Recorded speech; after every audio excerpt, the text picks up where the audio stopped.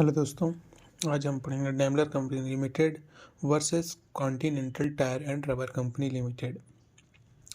Daimler Company Limited जो अपीलार्थी है और Continental Tyre and Rubber Company Limited उत्तरवादी है।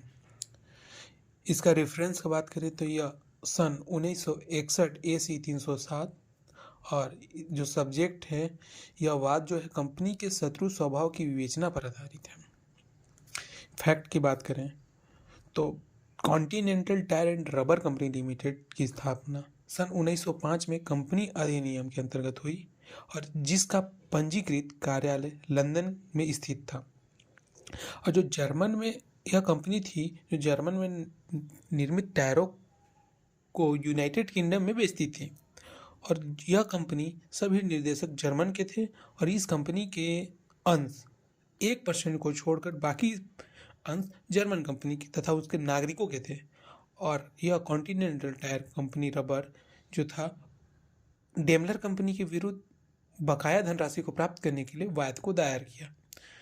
जब अपीलार्थी ने यह तर्क प्रस्तुत किया कि उत्तरवादी कंपनी एक विदेशी शत्रु है और अतः कंपनी अधिकारी दावा नहीं कर सकती है, लेकिन अपीलार्थी ने यह बताया कि शत्रु अधिनियम 1914 के अंतर्गत रुपए अदा करने से रोक दिए गए हैं। फिर अपीलार्थी ने यह भी कहा कि उसके विरुद्ध की गई कार्रवाई गलत है तथा बचाव के लिए बिना शर्त इजाजत दी जाए।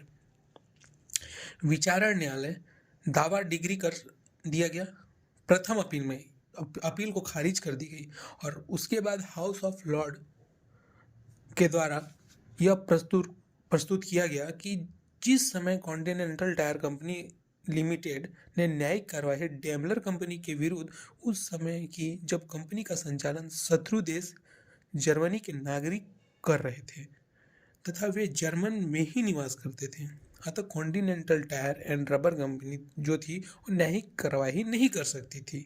और इस बात के संदर्भ में लॉर्ड पार्कर द्वारा विधि के निम्नानुसार वर्णित किया कि यह जर्मन कंपनी की कल्पना यूनाइटेड किंगडम में हुई थी और यह एक वैध संस्था और इस प्रकार कंपनी अधिकृत व्यक्तियों ही कार्य करती है जब तक कि किसी देश के कार्य करते हैं वह मित्र कहलाती है। तीसरा यह कहता है यदि कंपनी के एजेंट जिसके नियंत्रण में कंपनी का व्यापार है शत्रु देश निवासी है तो कंपनी भी शत्रु स्वभाव धारण कर सकती है।